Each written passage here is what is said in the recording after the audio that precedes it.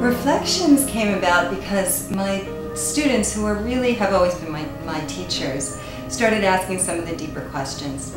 They were asking why their meditations weren't peaceful. They were asking why they couldn't sustain happiness in their lives. And I thought that if they were asking these questions, other people would be too. It's our passion to bring people to a more conscious place, to lead them to their own evolution. I think on some level we feel like we're alone. And that's a really scary place to be. So through our dialogues, we find that we really aren't alone and that we all share a lot of the same discomforts, and we sit in isolation thinking, oh my God, this is only me, only I'm suffering.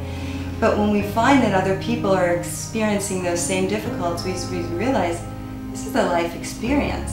This is how we're growing, and we have a completely different lens on what our pain is. We start to see our pain as our gifts.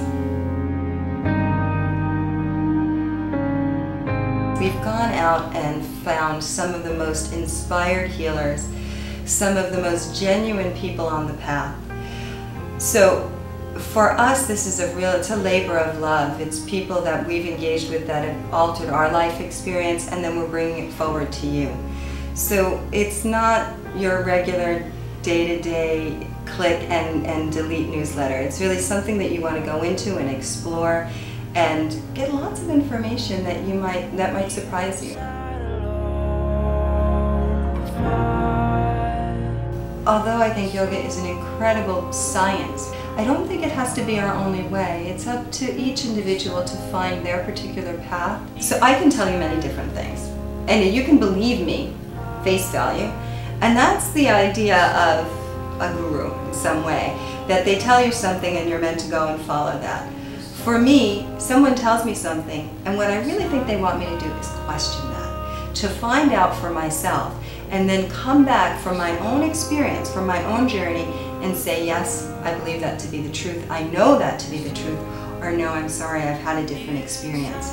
So we're really responsible for our evolutionary growth. No one else is going to do it for us. We don't want to be blind sheep, we want to be active participants in our lives. The idea of true change is a complicated one, I think.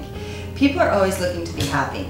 They're always coming to me and saying, how can I be happy? Why can't I sustain happiness? When pain is up or when fear is up in our lifetime, it's there to teach us something. So I often encourage my students to look at, what is the thing in your life that you're most afraid of?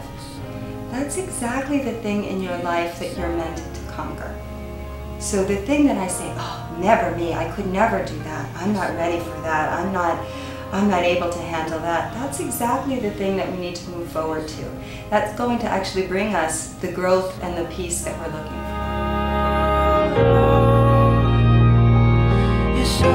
What I encourage people to do is to make sure that they're always reflecting, that they're bringing consciousness to their life every day, so none of their decisions are made from an unconscious level. They know why they're doing everything that they're doing and take nothing for face value. My favorite quote is by Socrates. He said that an unexamined life isn't worth living.